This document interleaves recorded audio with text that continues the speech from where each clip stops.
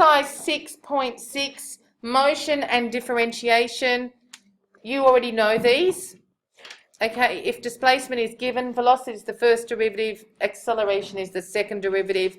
We've already written this down. Okay, so if you want, you can write it again. Displacement's x, velocity is x dot, which is dx dt. Acceleration is x double dot, which is dv dt, or d squared x by dt squared. Okay, now we know this already. I'm moving. Got it? Okay, some examples. Okay, looking at this first one, it says the displacement x, just watch. I would just watch these, we'll just talk through them, okay? It says the displacement x of a particle over time is given by this, x equals 14 minus t squared. You know that what would that look like, that graph? Yeah, concave down parabola. You could already tell me, by knowing it's a concave down parabola, tell me about the velocity initially. Positive, and then you've got negative velocity on the other side. All right, tell me about acceleration now that you know you're going to have to differentiate it twice. It will be constant, because once you do the second derivative, you get acceleration will be a constant value.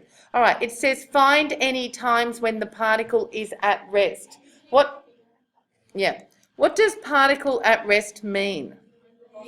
Okay, at rest means that the velocity dx dt is 0. So we differentiate x is 14 minus t squared. Remember, the x is in place of where the y normally is, and the t is in place of where our x's normally are. We've been used to seeing y equals 4x minus x squared, for example. So when we differentiate, it's dx dt. Are we okay?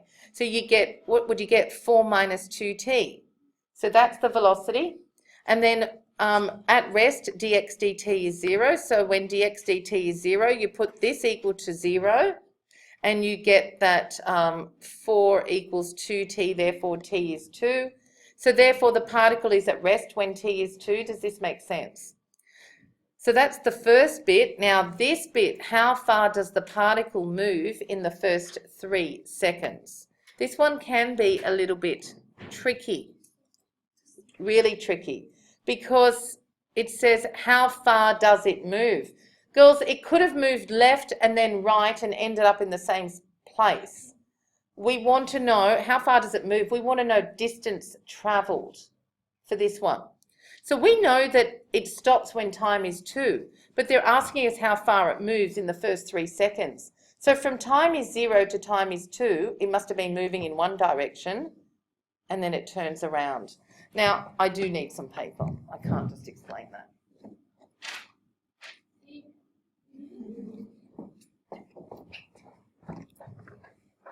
I'm going to draw it as well. Just one. Okay, so let's look over here. We've got, I know we can't see the question now, but we've got x equals 14 minus t squared. I want to sketch it. I'm not saying you have to, but I want to sketch it. All right, so we've got x versus t. What have we got? When t is 0, you know you could factorize this to draw it. What about when t is 0, what's x?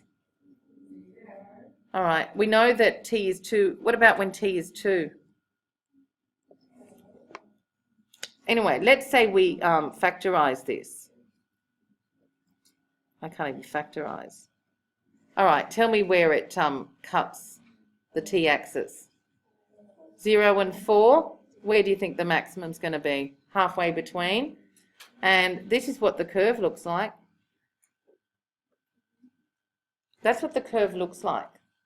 All right, we don't start from times before 0. So this is what the curve looks like. This is why the particles come to rest. So if you just sketch that, we can see positive velocity, negative velocity, traveling to the right, traveling to the left. This is telling me for the first 2 seconds I'm traveling to the right. Does that make sense? And for the next rest of the time I'm traveling to the left. So here I start at the origin. So when so we're answering the second part. How far does the particle travel in the 3 seconds? So in the first 3 seconds, we've got to be careful here. So from t equals 0 to t equals 2, it's traveling to the right. How far did it travel? So when t is 0, it's at the origin, and when t is 2, it's to the right of the origin. That's what it did in the first 2 seconds with time. But how far did it go? Tell me, when t is 2, what's x? When t is 2, what's x? 8 minus 4, yep. It's 4 times 2 minus 2 squared is 4. So in the first 2 seconds, so from t is 0 to 2, it went from 0 to 4. Is that okay? And then what do you think it did from time 2 to 3? So from t equals 2 to t equals 3, it's obviously gone from there to there. Does that make sense? So it's travelled back towards the origin. So this is where the particle was. It's going back. How far back has it gone? How are you going to tell me where it is when t is 3? Yes. So you sub t equals 3 into this, and you get 12 minus 9 is 3. So it's at position 3. So now can you tell me how far the particle moved? From t0 to 2, it moved 4 units, and then it moved 1 more unit from 4 to 3. So from t0, at time 0, it was here. Remember, this is motion in a straight line. This is what the particle's done. At time 0, it was at the origin. At t equals 2 seconds, it was 4 units to the right of the origin. And at t equals 3 seconds, it was 3 units. It came back. It was at 3 units to the right of the origin. Therefore, it's travelled, does this make sense? It's travelled 4 units and then another 1 unit backwards. So how far did it travel? 5. I don't know what the units are. So it's travelled, how far does it move in the first 3 seconds? It's, all right, they've got, initially when time is 0, it's at the origin, we know that. After 3 seconds, t equals 3, it's 3 centimetres from the origin, we did that. But it says, however, after 2 seconds, the particle turns around. So it hasn't simply moved from the origin to 3 centimetres away. We need to find where it turns around. When t is 2, x was 4. Do you remember that? So the particle is 4 centimetres to the right of the origin when t was 2. So therefore, the particle moves from the origin to 4 centimetres away in the first 2 seconds, which is what we were discussing. So it's travelled 4 centimetres. It then turns and goes back to 3 centimetres from the origin. So in the 3rd second, it travels 1 centimetre back, which is what we discussed. So I don't know why they don't put that it's travelled.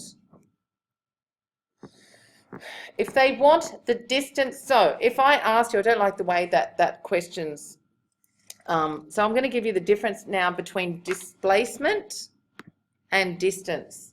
So can you tell me the distance travelled in the first 3 seconds? Distance travelled. It's the 4, let's say they're metres. 4 units plus 1, 5 units. But can you tell me the displacement in the first 3 seconds? Displacement's only 3 units. Displacement, I don't want to know about the journey in between, okay? Where was it at time is 0 and where is it at time is 3? So at time 0, it was at x is 0. And when time is 3 seconds, it's at x, no, not, yeah, it is at x is 3. So the displacement, the overall movement in the first 3 seconds is 3 units, but the distance travelled in the first 3 seconds is 4 plus 1, which is 5 units. It's different. Does that make sense? Okay, so displacement is just initial position, final position. That's all we're interested in.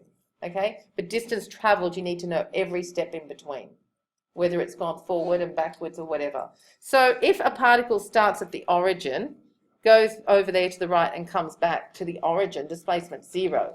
The distance travelled will be 2 times that distance. Okay, we'll be doing these in Cambridge as well anyway. There's a whole lot of stuff on that. Okay, let's look at another question. So the total distance travelled in the first 3 seconds is 4 plus 1, which is 5. Apparently there's units on this somewhere. There's units. Seconds, centimetres. Yeah, there are units. It's centimetres. Okay, next question. It says the displacement of a particle is given by x equals negative t squared plus 2t plus 3. Again, parabola, concave, down. Acceleration will end up being constant. All right, find the initial velocity of the particle. How would you do that? You've got to find the equation for v first. So differentiate. So you would differentiate. So to find the initial velocity, v is dx dt. So I can do it here now. I'll do it over here. Sorry, Gloria, we've got to make it smaller. Do you want me to just talk through it or you want me to write it out?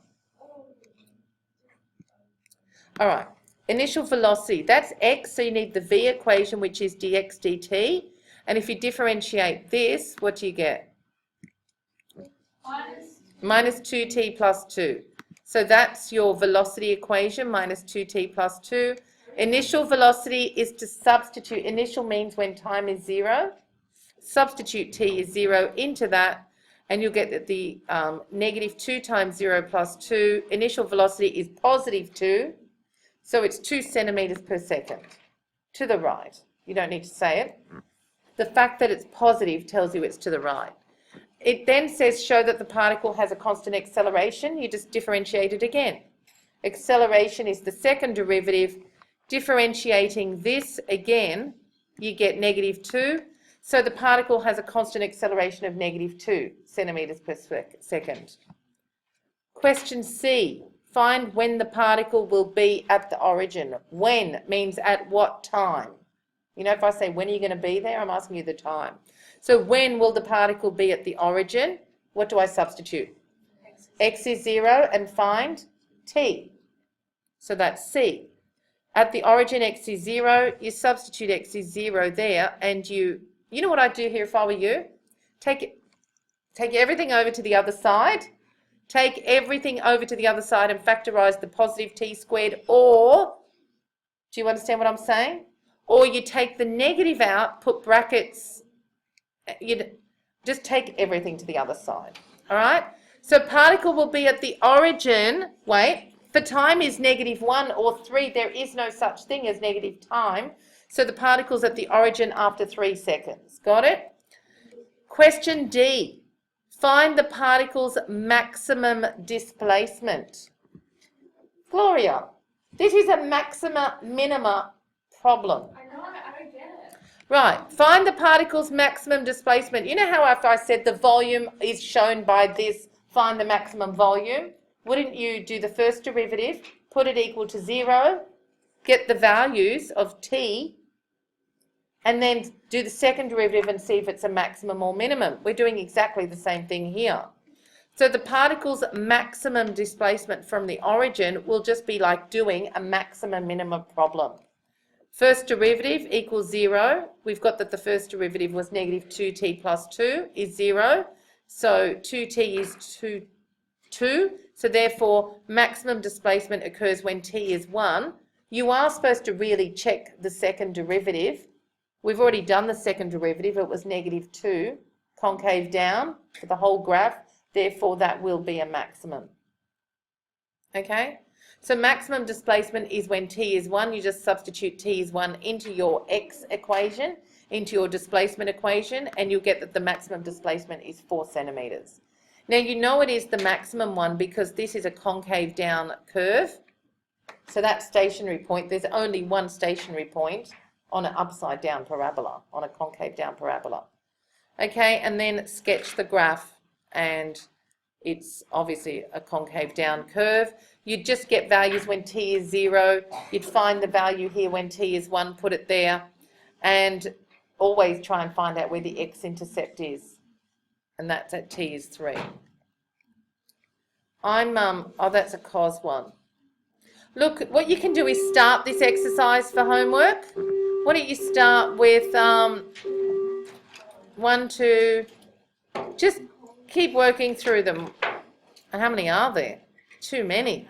I better just not give you all of those. There's too many. Well, from The log one, see there's logs and everything. We won't do the log ones and that, just keep them simple. Don't do any cos curves, e curves. Do you want to just do the ones without coses, e's and ln's and all that? I mean, you could do them. Just start on the exercise. Just 1, 2, 3, 4. No, you can do an E1. Why not? 5. You can do a cos 1 too. You know how to differentiate cos. 6. Make it 1 to 10.